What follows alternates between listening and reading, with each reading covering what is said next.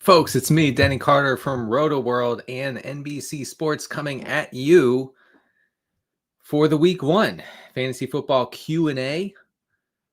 I am part of the Rotoworld football show with Pat Doherty, and Kyle Dvorak for our week one preview.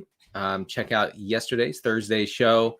You can find it on the NFL and NBC YouTube channel. You can also find it wherever podcasts are sold. I guess not sold, are available. That's what we'll go with. We had a good discussion on some difficult to interpret situations headed into week one. Week one's always difficult for the fantasy analyst in your life because we just don't have much to work with. Like, I found myself the other day scrutinizing. I'm actually embarrassed to say this, but I'm going to say it. I'm going to say it. No one can stop me. Scrutinizing Patrick Mahomes' air yards in the preseason because I wanted to know like all this talk about the Chiefs. Oh, we're back. Like we're gonna be aggressive. We're gonna throw downfield, things of that nature. Is that true? And it turns out maybe it is true, right? And so. And I'll get to that in a second, but this is the kind of thing we just have to find little threads from preseason action, from training camp comments and quotes and reports, beat writer reports and whatnot, and we have to kind of pull at those threads a little bit. So anyway, just to finish up my point on the Chiefs offense, Chiefs of course play Friday night against the Chargers. I think on YouTube. I don't know. All I know is that I'll definitely be helping my dad find the game. Because why not? When he calls me at game time and says, "Hey, how do you watch this game?" I'm gonna say, "Dad, it's on YouTube," and he'll go, "What's that? What's that? Never heard of that." So I'll try to help him with that. Anyway, in the preseason, Mahomes averaged like double the air yards per attempt that he did in last preseason, 2024 preseason. And so maybe that suggests that the Chiefs actually will go downfield a little more this year, which would be nice. It would be nice. I guess that's good for maybe Xavier Worthy isn't even a beneficiary from that because, when he finally hit his stride, they were using him in the short areas. So maybe it's more like a Hollywood Brown, like, what's that guy's name? Thornton from the Patriots. He was a downfield guy in the preseason for Mahomes. So anyway, just something to monitor for tonight's game. All right, get in your questions. I see a lot. We're gonna get to those. So here's what I'm gonna do. I appreciate everybody joining. Every Friday at 1:00, I'm gonna tune in. We're gonna do this Q&A. Start sit primarily. Although you get crazy sometimes, throw in some trade questions. I saw one sick brag on a trade that I actually think is catastrophic. I'm going to get to that in a second. I'm going to say it like it is. Okay. I'm kidding. I'm always going to be very nice to you. So I'm going to be here every Friday at 1. I'm going to start the show because I think folks like this. I'm going to start the show with some fancy running back metrics, running back matchup metrics that I think could help you decide, for yourself. Do I want to play this guy or that guy? Should I leave this guy on the bench? Whatever. Now, these metrics, the ones that I focus on in my own research are, how many rush yards before contact is a defense giving up? And that is actually pretty closely correlated to rushing production and especially big runs, like explosive runs. Also, missed tackles by a defense. Missed tackles per carry, more precisely, is something I pay attention to. Obviously, in week one, we're working with last year's data, and there have been lots of draft picks and offseason signings and trades and whatever that have affected how these defenses will operate in 2025. So I do understand that this little segment of the show will get better as the year rolls on. But let's start real quick with these fancy running back matchup metrics. So talking about last year's rush yards before contact per rush. Okay. So like, in other words, how much is a team's front seven being pushed off the line of scrimmage, and room is being created for the running back, the opposing running back. So these are the teams that allowed the most rush yards before contact: Bears, Commanders, Panthers, Cowboys, Rams, Browns, Saints, and Niners. The most missed tackles last year against running backs: Dolphins, Rams, Browns, Niners, Commanders, Giants, Cardinals, Bills. Now you say, Denny, I didn't catch all that. Well, I have some notes here. The short of it is total big time, what the Zoomers are calling a smash spot for James Conner against the Saints. The Saints, by almost every metric, were really bad against the run. They didn't do a lot to upgrade, so I like Conner's prospects. I mean, in a 12-team league, you're playing him. Obviously, I mean, you probably don't have a choice. In a 10-team league, I would try to find a way, folks, to get James Conner into your lineup. The Rams were quietly pretty bad against the run. And I think I'm not going to overstate it here. It feels like to me there is an avenue to Nick Chubb being a thing in week 1. I don't know beyond that. Okay. And we're going to check, obviously, the Texans' backfield usage very closely. Dameon Pierce, Woody Marks, whoever else gets involved in week 1. But Chubb, Chubb, per the team and per D'Amico Ryans, is the starter. Like, he is going to be the guy. And there's a beat writer for the Texans named Jonathan Alexander, and I thought he, was very insightful a couple weeks ago when he said, look, the Texans went out and they acquired Chubb in the offseason because they were afraid that Joe Mixon would miss time early in the season. Now, Mixon is out, I believe, at least for the first 4 weeks of the regular season. Who knows beyond that? But the fact that the team went out and signed Chubb because of that situation makes me relatively confident that, he'll see a lot of the high leverage touches. He's never been a pass catcher, and that's, we accept that. It's okay. So I'm not expecting him to go out and run a bunch of routes and catch a bunch of passes. But goal line touches should be his. And like I said, I mean, the Rams were a very weak rush defense last year. So, for the zero RB bro out there, or sis, Nick Chubb, you could do worse than Nick Chubb. I'm trying desperately not to burp on air.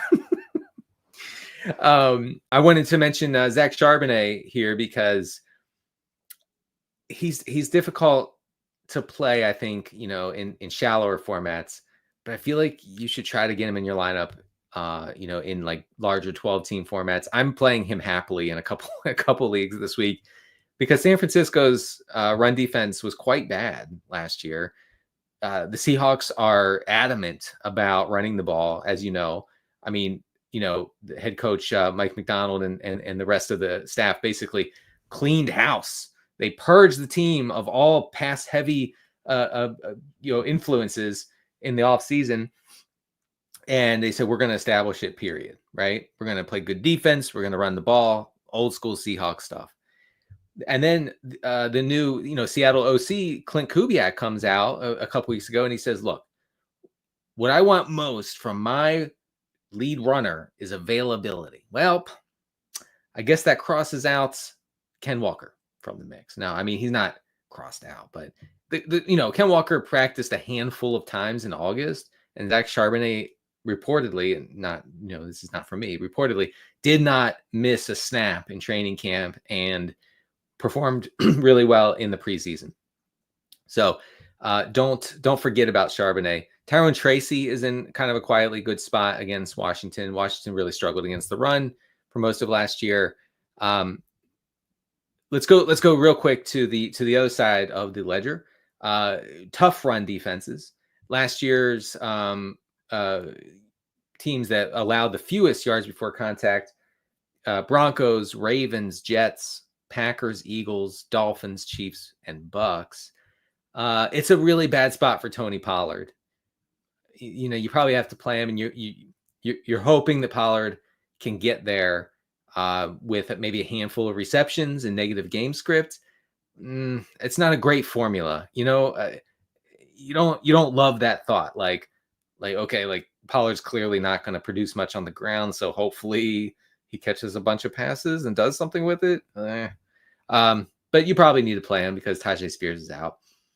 I'm looking at some other thing. The Jets, really good run defense last year, for most of the year anyway. So Jaylen Warren is the RB1, and Mike Tomlin said he's going to be, quote, our featured runner this year. That's good. It's a bad matchup. Just be wary. Okay, let's get to your questions. I hope folks like that little segment. I enjoy it. I find it actionable. All right, we're going to start at the top with Nicholas Seitzer. Drake May or Kyler Murray this week. That's really tough. I guess I'd go Kyler just because the Saints are going to be so bad. And the Cardinals have a relatively high implied total, actually pretty high, 24.75 implied total. They're 6.5-point favorites. So I would go with Kyler based on that.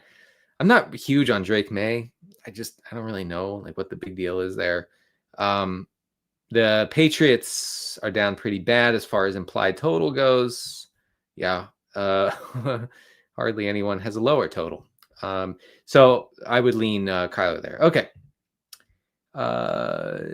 Pick a half PPR flex for me. Okay.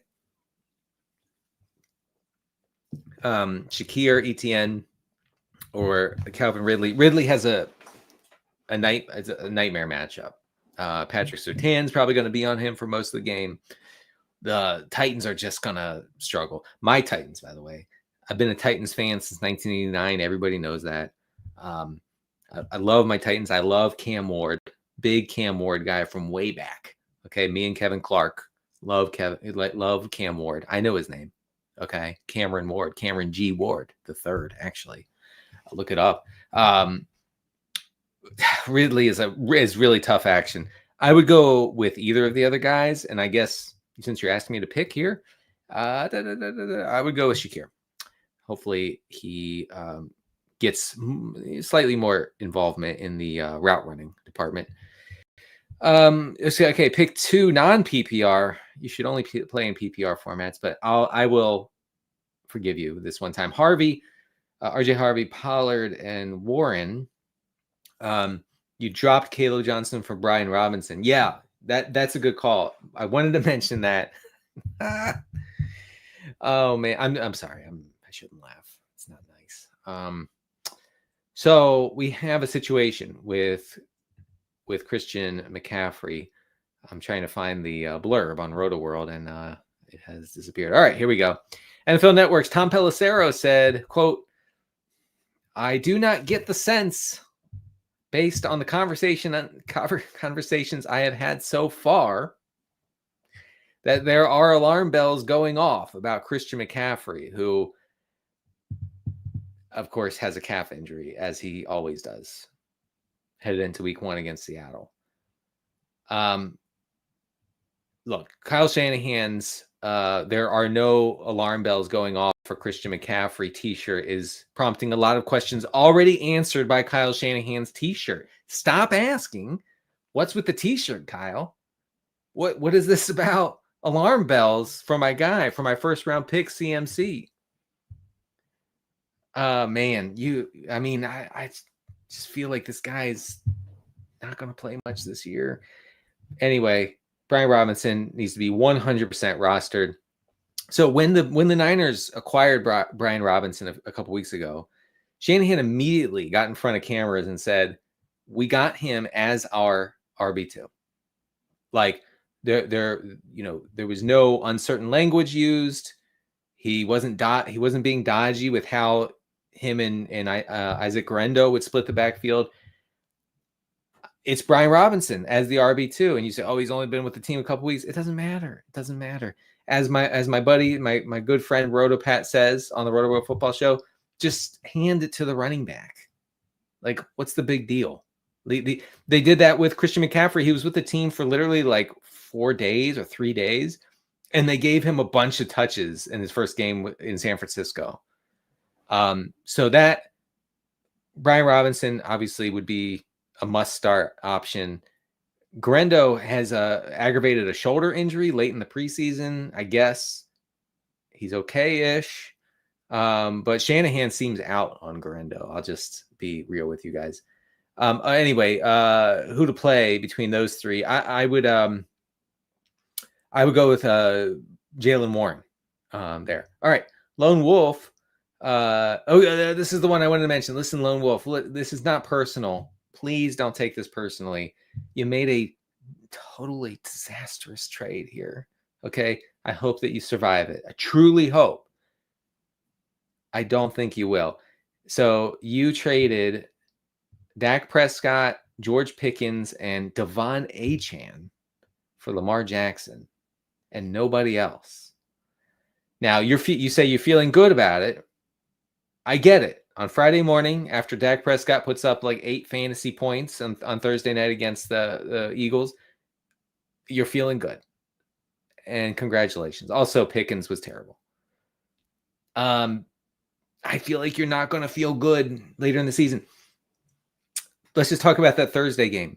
Dak looked great. Okay. Dak looked in shape, which is new. It's a new thing he's trying, working out. You got to respect it. Okay. As a 42-year-old dad, I respect a guy who says, maybe I'll work out once in a while. Drop some LBs. So I thought he looked great. I didn't think that his stat line reflected his final fantasy score. CeeDee Lamb obviously completely butchered what could have been for himself and for Dak. I'm not worried about Dak at all. I think he's still an every week starter. This Dallas defense is atrocious and is going to force these guys to throw all day, every day. So I'm not worried about him. I'm not worried about Pickens. Devon Achane is last year, I believe, 5.5 receptions per game when Tua was under center for Miami. That's hard to replicate. That's really tough production to replicate, brother. All that for Lamar. Now, if Lamar has the greatest season of all time, then you won the trade. If not, I believe you've lost that trade. Will is in the chat. Would I bench Herbert for May? Will also really liked my segment on Fantasy Football Happy Hour today. I played a flexual therapist, helping you with your flex questions. Not a very good therapist, it turns out. Nevertheless, I persist. I would play Herbert over May for this week. Yeah. All right. Lanny. Oh, my guy Lanny in the chat. Hello. Remember you from last year. Better flex Shakir or RJ Harvey. I would go with Shakir. Just my thoughts on the Denver backfield. I did talk about the Broncos backfield on the Rotoworld football show on Thursday. I am betting that, and I could be wrong. It would not be the first time. Ask my wife, folks. I'm betting J.K. Dobbins starts the season as the pretty clear lead back here. Not saying that RJ Harvey is going to be on the sideline the whole game, but Dobbins is a great pass protector. He does all the little things. He protects the ball.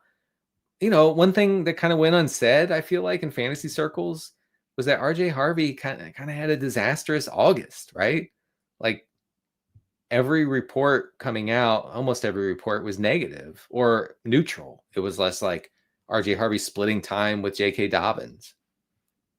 Do I think Harvey's going to emerge eventually? I do. My best ball teams hope so. But I think Dobbins will be the guy this week. And guys, you are going to want to get the Denver backfield correct this week because they're going to run a lot, and they're going to run probably very successfully against the Titans. See, my Titans, look, I'm objective. I'm an objective super fan of the Titans. I'll also say that the Titans are going to stink on defense this year. The Broncos are going to run to their heart's desire. I would play Shakir over Harvey. for now. And then safe to trust Hampton if Becton is out. Safe to trust Hampton if Becton is out.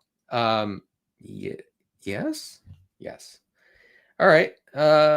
When is for Bernie here, Galaxy Brains is on hiatus for now.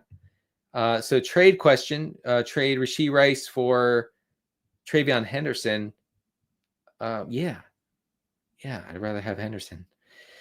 Hey, happy Fantasy New Year to you as well, Joseph Garcia the fifth. Start Brenton Strange or Colston Loveland this week. Okay, so this is the week 1 situation, right? We're going to have a much better idea about Colston Loveland's usage and his role in the Chicago offense after week 1. He largely split the first team snaps with Cole Kmet in the preseason. Apparently, Kmet was also seeing some first team snaps in training camp. So I wouldn't be surprised if Loveland goes out there and runs a route on maybe like 60% of Caleb Williams dropbacks. It's not like a horrible rate, but it's hard to get there as a tight end when you're only running 60% of the routes, or 50% thereabouts, right? Brenton Strange, on the other hand, by all indications, is going to run 90+% of the routes in this Jacksonville offense. And Brenton Strange was pretty good when he was given a chance last year as the full-time pass-catching tight end for Jacksonville. I like the Panthers-Jaguars game as a potential shootout. The over-under on this game has actually risen by, I believe, 2 points since Monday. That's pretty significant. That tells us that folks are expecting a back and forth between these two teams. So really, if you can get a tight end who's involved in his offense in a game that might go back and forth, that's the process, right? We love the process. And the process says Brenton Strange over Colston Loveland. By the way, super weird for me, a millennial, to see the Jaguars and Panthers turn 30 years old this year. This is their 30th anniversary coming into the league in 1995. What? Where did that 30 years go? I was 12. Holy Toledo. I would appreciate if time stopped marching on so ruthlessly. Roderick Perry is in the chat. He needs help ASAP. Pick two of my flex. Okay, so you need 2 of these guys: Adunze Swift and Downs. Downs has a great matchup against the Dolphins, a Dolphins defense that really struggled against slot receivers. He plays the slot. Excuse me. I literally couldn't talk. I'm drinking seltzer, by the way. It's not a beer can. Okay, everybody. Oh, you're drinking beer? No, it's a seltzer. So definitely Downs. I would go with Swift as well. All right, I'm going to try to get through these. There's so many. There's so many of you. Okay. Oh well, we have someone throwing in some of their own advice. How do I donate my calf? I would donate it even if I only had one. Right. So CMC is in the market for new calves. His fantasy managers would be very, very open to giving him theirs. And you know what? That is in the spirit of fantasy football, and we have to respect that. Let's see. Matt, hello, Matt, in the chat. Should CMC just retire and end our suffering? And I don't know about retiring, but I wish we had a clearer view of how he's feeling ahead of week 1. Guys, it's really not good. Like, I'm going to be straight with you. Like, your team is in trouble if you took CMC in the first round. They haven't even played a game, and this guy is struggling with a calf issue. So, and Bernie has a galaxy brain idea here. I'm going to go trade for CMC. No, you're not. Stop it. All right. Joseph is in the chat. Is it worth holding on to Christian Kirk, who is not going to play this week, reportedly? We're going to the waiver wire for Hollywood Brown. Or look at rookies like Torrey Horton from the Seahawks and Alec Iomaner from the Titans, from my Titans. I really like Iomaner, by the way. I feel like he's going to be out there a lot, and the Titans are going to be pretty pass heavy. I mean, I don't think you're gonna like need Christian Kirk. I would, and I don't care about Hollywood Brown. I would lean toward Iomaner there. All right, Billy says, feeling like starting Matthew Golden, and Stefan Diggs over Ridley. Yeah, I think that's right. I think that's the right move. Philip, he could use my guidance as a doctor. I got my doctorate this off season. It only took me a few months. Really just applied myself. It's simple. You don't need to spend 4 to 8 years earning this doctorate degree. You can simply just do it in a few months. It's no problem. Lad McConkey, McMillan, or Pearsall. I mean, it's Lad. It's Lad. Don't overthink it. Need to pick 2 to start. McMillan, Worthy, or Judy. I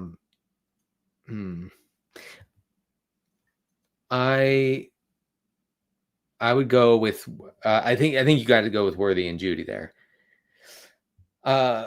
Yeah, Phil Williamson is in the chat, agrees with what I was saying earlier. The Chiefs will be explosive again. At least they'll try. I don't know if it's going to work, but we like to see them try. I wouldn't mind that too much. All right, this person says, should I hold on to Quinshon Judkins? I mean, I guess you probably should. I mean, he's not signed with the team. Like, we're 2 days away from the opening Sunday of the season. I don't really know like what the plan is with this guy. I'm not going to pretend to know what's going on. I do want to say, as far as the Cleveland backfield goes, we have a couple blurbs on this actually. Jerome Ford was listed as the RB1 on the Browns depth chart ahead of week 1 against the Bengals. The Bengals should be a pretty good matchup. And really, it doesn't matter entirely if Ford is the lead back here, who gets a lot of targets, who gets, a lot of that work, where Joe Flacco, our elder millennial king, okay? Hats off to Flacco for winning the starting job easily in Cleveland. We love our old man Flacco. Can't move, is going to be checking down everywhere like he always does. Great for Njoku. Probably really good for Ford, assuming he gets that role. So that's just my thoughts on the Cleveland backfield real quick. All right, KJ says, sit 1 in full PPR Superflex. All right, so you have 3 quarterbacks, Baker Mayfield, Kyler, and May. I would sit May. Man, if May goes off this week, I am going to look quite dumb. That's the game, though. And also the process over results. That's what we say when things go awry. All right. So if May goes off for 25 fantasy points this week, the process. I had no choice. What are you going to do? All right. This person needs 2 flex spots in PPR. Abuka, Pearsall, and DJ Moore. Okay. I have a lot to say. We have about 25 more minutes left. I'm going to try to get through more questions, but I'm hoping that by answering with some detail that it'll help you. It'll help other folks who have similar questions about similar players, circumstances, whatever. With these 3 guys, Pearsall, Abuka, and DJ Moore. DJ Moore is the wide receiver 1 for the Bears. It doesn't matter that Ben Johnson comes out every 6 days and says, I don't like this guy's attitude, whatever. He's the guy. They're gonna do a lot of short passing, a lot of screens in this offense, especially against this Minnesota defense. I mentioned on the Rotoworld football show the other day that Caleb Williams had a 6.5 average depth of target last year against the Vikings in 2 games. I think we'll see more of that. So I think DJ Moore, I would actually start Abuka over Pearsall. We had a blurb the other day from The Athletic where the beat writer, I think it's Vic Tarfur. I hope I'm not butchering that last name, Tarfur, who covers the Niners. And he said, can we pump the brakes on this Ricky Pearsall thing? Like, apparently, he's seen the fantasy hype around Pearsall, who had 2 good games last year. I know, he was recovering from the gunshot that he suffered in the preseason. You take that into account. He didn't command targets at a high clip at all. I don't know. I feel like people are in love with his story more than his actual profile. I'm a spreadsheet warrior, and I don't get it. So I would play more in Ibuka over Pearsall here. Excuse me. Nadine asks Jalen Warren or DeAndre Swift. I would go with Warren. There. We have a question. I already answered that. All right, so we have Jalen Warren or Eckler. It's Warren. You guys need to be a little higher on Warren, okay?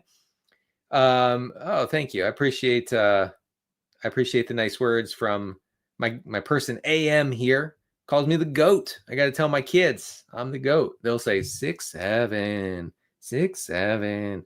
It's like a Zoomer cult with that phrase.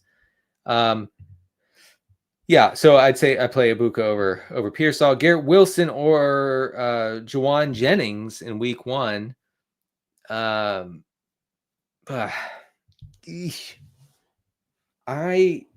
guess Garrett Wilson. I guess. It's really close, though. I guess I'd go with Garrett Wilson. All right, Billy's back in the chat. Currently starting Pacheco and Pollard instead of just one of them and flexing either Juwan Jennings or Golden.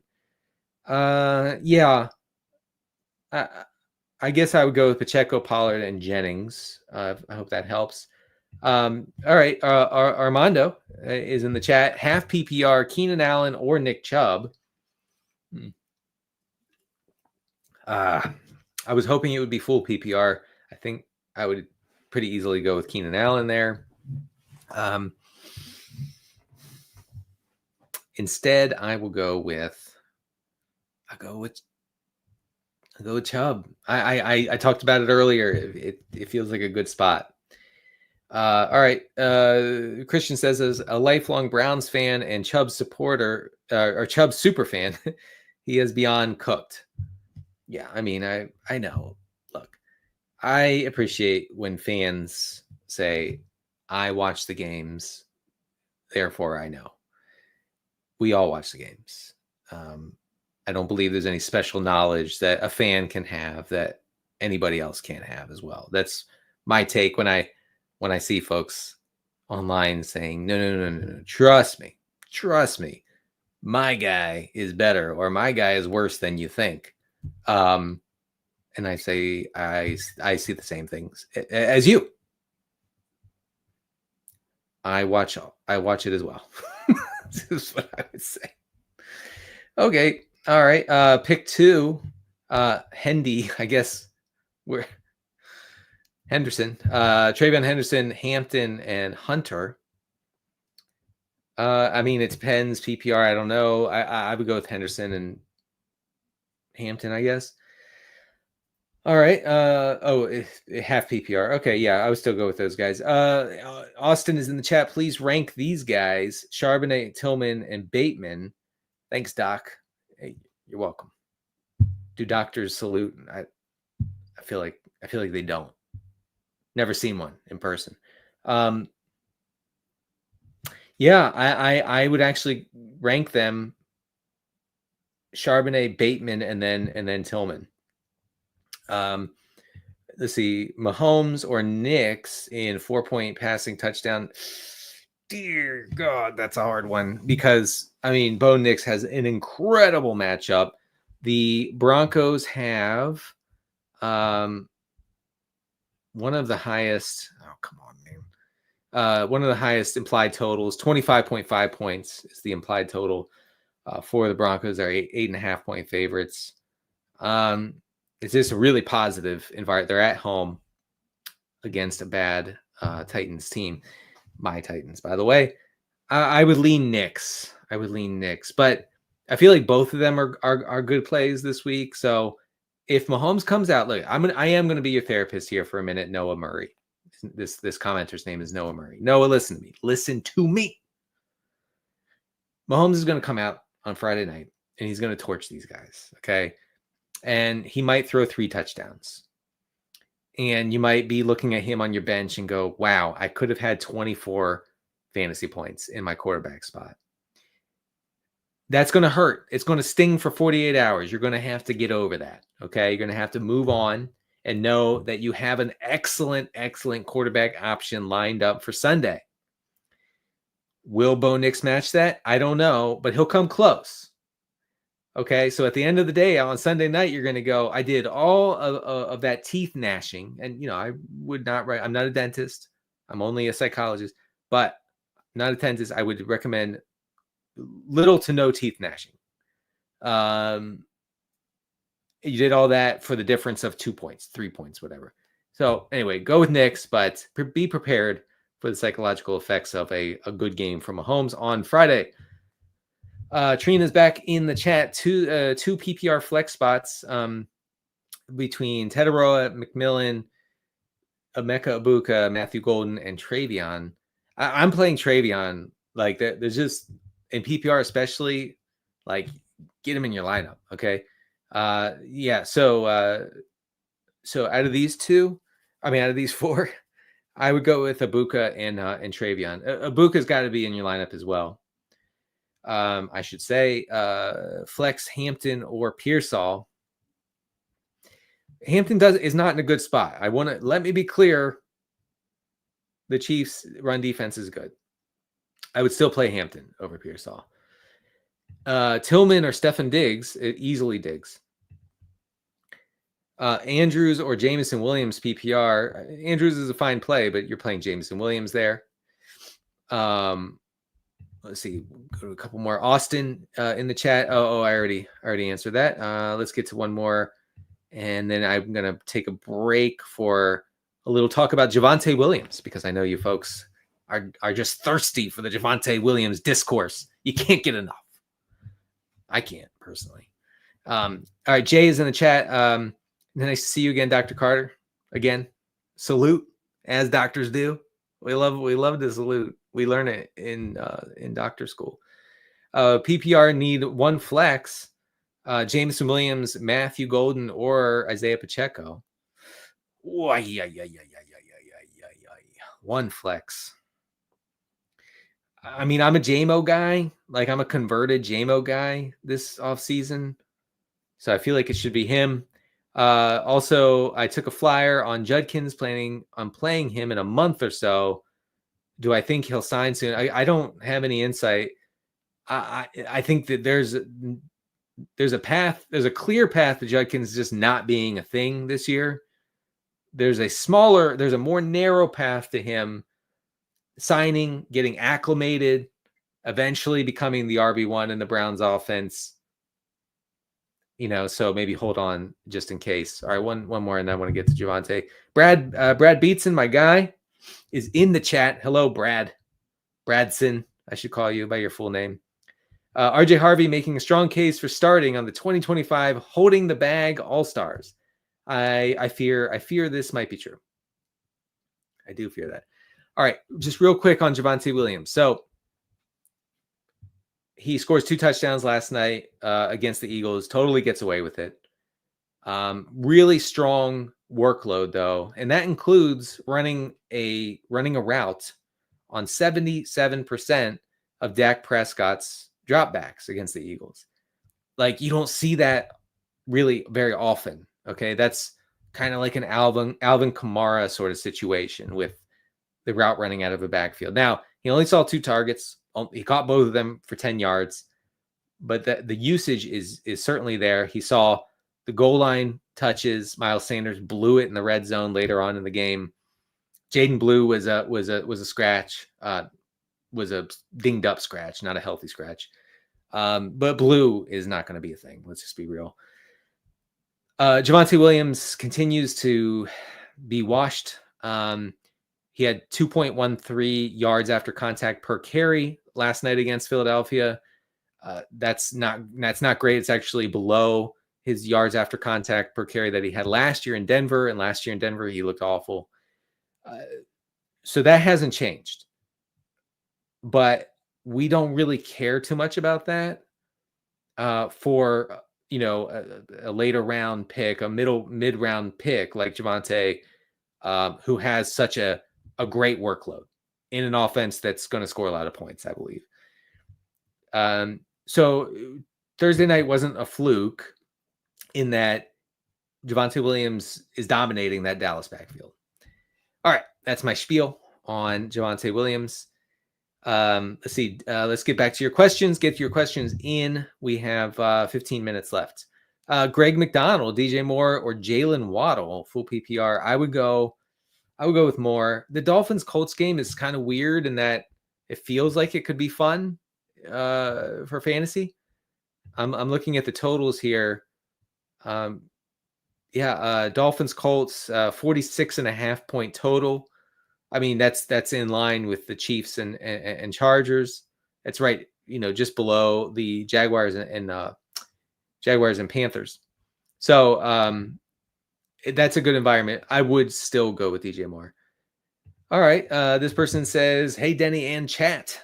It's me in the chat. Should I start Travion or Pacheco?" Man, that's a tough one. I actually would lean Henderson there. Pacheco, he's going to have to show it to me first, like as far as his workload, like his role. And he's just not good. And I think Travion Henderson is good. I mean, Pacheco is never good Hall of Fame material, honestly. All right. So Andrew says, who is better long-term, Alec Iomaner of the Titans or Jaden Higgins of the Texans? I think it's Higgins. I think Higgins could actually be a thing this week with Christian Kirk out of the lineup for Houston. Higgins was an explosive guy in college. He should be in 2 receiver sets now that Kirk is out. So, I would lean Higgins over Iomaner, although I do like me some Iomaner. Bid Moon says Jalen Warren or Diggs PPR this week. I would lean Diggs there. I think the Patriots are going to have to pass a little more than usual here. I don't hate Diggs as just a pure volume based fantasy option, just a guy who is going to be smothered with targets all season. I mean, remember this New England offense last year was led in targets by Hunter Henry and Pop Douglas. Come on, man. It seems impossible. It seems like I'm just making that up on the spot, like just to fool you, but it's true. It's verified. Okay. Verified by outside sources, objective sources, aka myself, looking at the spreadsheets. And Diggs is going to come in and just see a crazy target share. Honestly, like by week 6 or something, if he's fully healthy, talking about Diggs, we could say like, oh, you got to start Diggs because he's seeing a 33% target share in this offense. Crazy stuff. We have a question here: Travis Hunter or Garrett Wilson in standard leagues? Ugh. I would go Travis Hunter just based on game environment and role. I mean, Travis Hunter is going to have a good role in that Jaguars offense. Benny says, I want to start Pearsall, but I'd have to sit either Pollard or Travion. All right. I am of the mind that you're not sitting Travion. So that possibility is out the window completely. Would I start Pollard or Pearsall? You know what? I mentioned that Pollard's week 1 prospects are not good. In fact, they're bad. So Pearsall would probably be the play. Jason Brown. Hey, Jason Brown in the chat. Dr. Carter, DDS. Mahomes or Flacco in Superflex. Mahomes, man. Come on. You had me so fooled by the Dr. Carter thing. Yeah, it's Mahomes. Let's not get crazy. All right. What, are you trying to tempt me? Are you baiting me to be like Flacco over Mahomes? Come on. I can't say that in public. No, I truly do mean Mahomes over Flacco, despite him being my millennial king. Gator McCluskey. We love our Gator McCluskey. We're bringing him back. PPR flex. Put in order DJ Moore, Breece Hall, and Jameson Williams. Okay. DJ Moore, Jameson Williams, and then Breece Hall. That's what I would do. All right. We have a question from Levi. Jalen Warren or David Montgomery. It's close. It's very close. I like Warren. Let me tell you something about Warren, okay? He might not dominate on the ground. He might not come away from this game against the Jets with 100 rushing yards, okay? But last year, only 2 quarterbacks had more check down pass attempts than Aaron Rodgers. The Jets' backfield last year, with Rodgers under center, had the 4th highest target share among all backfields in the NFL. So latter day, like aged Aaron Rodgers is a guy who is willing and ready to check down. He doesn't really move anymore. Again, elder millennial. I get it, Aaron. If you're listening, I understand. I don't move well anymore either. If I were an NFL quarterback, I'd be checking down too, instead of taking hits and trying to escape pressure. Jalen Warren, that he's the guy there. Like he's going to absorb a lot of that work. Kenneth Gainwell is a sneaky pickup in deeper formats. I think he would be the lead back if something happens to Jalen Warren. Caleb Johnson, not a thing. Never good. All right. Morgan in the chat. Full PPR, Ridley, Josh Downs, or Hollywood Brown. It's Josh Downs easily. Okay, Gabe is in the chat. I'm kind of skipping around here, folks. We have about 9-ish minutes left. Purdy or Lawrence. I have Kittle, but Lawrence has a better matchup. He does have a better matchup. Excuse me. Desperately needed some water. Yeah, okay. I would go with T-Law. I would go with Trevor Lawrence because of the aforementioned good games or our good game environment. I think the Carolina defense is going to be pretty soft, pretty exploitable. In Liam Cohen, we trust. Many are saying that. This person says, I have the Cardinals defense this week, but I think the Saints and Rattler may do better than initially thought, since most of Rattler's starts last season didn't have Olave and Shaheed. Don't overthink this one. The Cardinals are a very good week 1 play. Let's not outsmart ourselves. Not this early in the season, anyway. All right, which ones did I miss, folks? Let's see. Waddle is Shakir. Did I answer this one? I would go with Shakir. Oh yeah, I did. Yeah, Christian Gonzalez, cornerback for New England, is out. So that's good. But I hope he gets better. Also, it's good for Geno Smith and the pass catchers for the Raiders.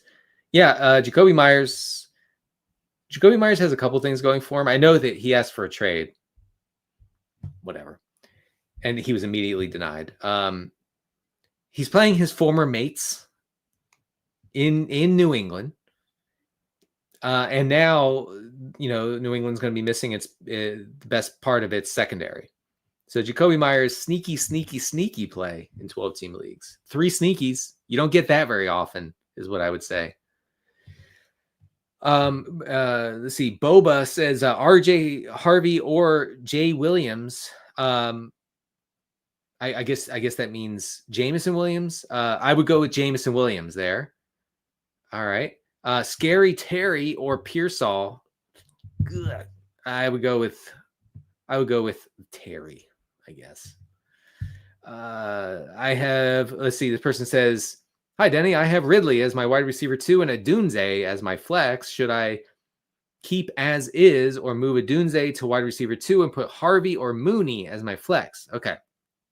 Thank you for explaining that, Aggie fan 2009. All right. I do like Mooney. I actually wrote about him in which article did I write? Oh yeah. It's on Rotoworld right now.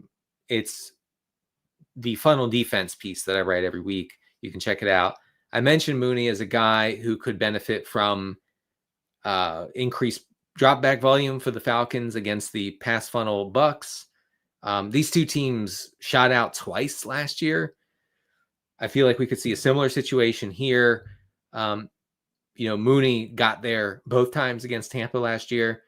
I would actually favor Mooney over Odunze, assuming Mooney plays. He has a shoulder thing. The team goes back and forth about whether it's I think Raheem Morris was like, yeah, Mooney's going to play this year. And we're like, wait, what? This year? Did you mean week 1 or like the season? Because that was a weird thing. But then he came back to practice the next week. He's been practicing in a limited fashion this week. Okay, so keep an eye on him, obviously, but I would play Mooney over Odunze for this week. All right, this person says, would I take Christian McCaffrey and Laporta for... Okay, I'm taking McCaffrey and Laporta for Kittle, RJ Harvey, and Devontae. I would not. That's a little much. This person says Gordon or Pacheco.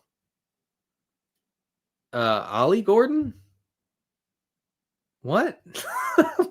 I mean, did something happen to Achane in the last 3 minutes since I checked Rotoworld?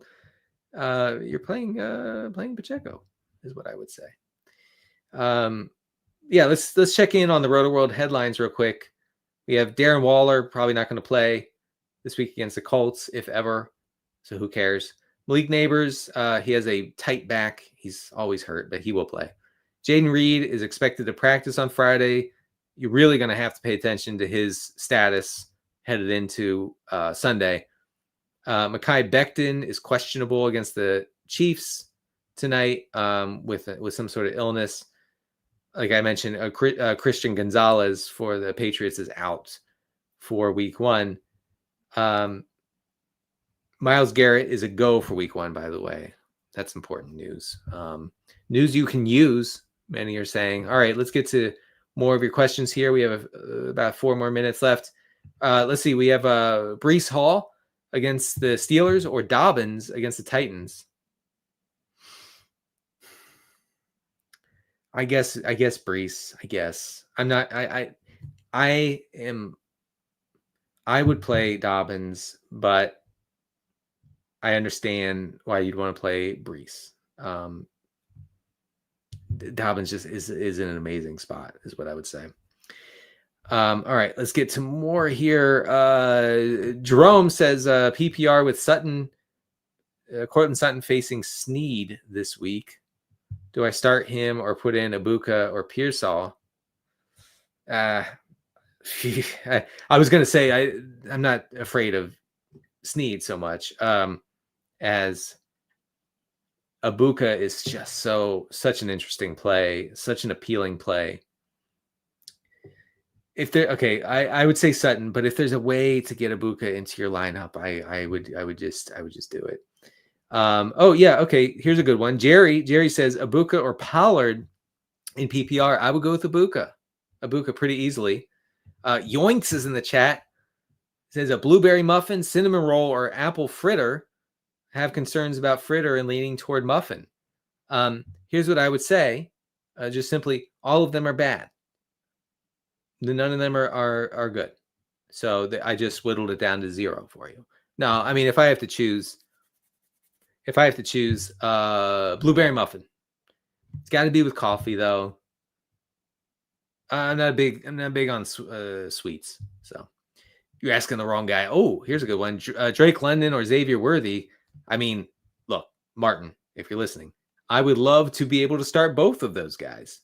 To be perfectly honest with you, I guess London. He's in a great spot, whatever. But I really wish you could get Worthy into your lineup. Oh well. Pearsall or Hunter. I would go with Travis Hunter. And let's do a few more here. We have Nino in the chat. Nino seems to like one of my responses. You're welcome. Let's see. Martin says, I have Chase and Neighbors. That's why. Oh, I see.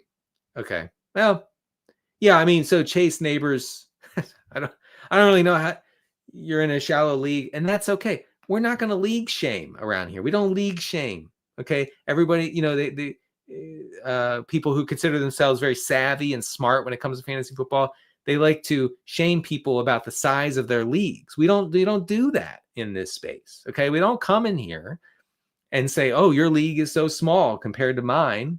How can you get along with such a small league? You should be ashamed of the size of your league. And I say no. No shame. You play in an 8-team league, so be it. You have Jamar Chase and Malik Neighbors somehow, and Drake London. Good on you. All leagues are the same in the end. No shaming. All right, we're going to do 2 more questions here. Yeah, Martin says he's in an 8-person league, so that's fine. Alicia says Eckler, Bill, Ja'Cory Krosky Merritt, for those of you not keeping track there. So Eckler, JCM, Tank Bigsby, Damian Pierce. I have to choose out of those. I guess. I would choose, I guess, JCM, and then half PPR, Ridley, Hunter, B-Rob if CMC is out. I go with Hunter there. All right. Last one here from Viscerani. Lower Viscerani. Full PPR with St. Brown. I have Ibuka, Waddle, Pearsall, and Hunter. Need a wide receiver 2 and a flex. Okay. Gotcha. We're on it. We're on it. This is easy. You play St. Brown, obviously. You play Emeka Ibuka, and you throw in Travis Hunter in the flex. There you go. You're all set, brother, sister. All right. That'll do it for me. I'm Denny Carter. You can find all my work on rotoworld.com. I have my regression files on Tuesdays during the season, and I have my funnel defense reports on Fridays. You can also check out the Rotoworld Football Show with me and RotoPat and Kyle Dvorak. Thank you for joining me today. I will see you next week. Good luck to you and only you in week 1.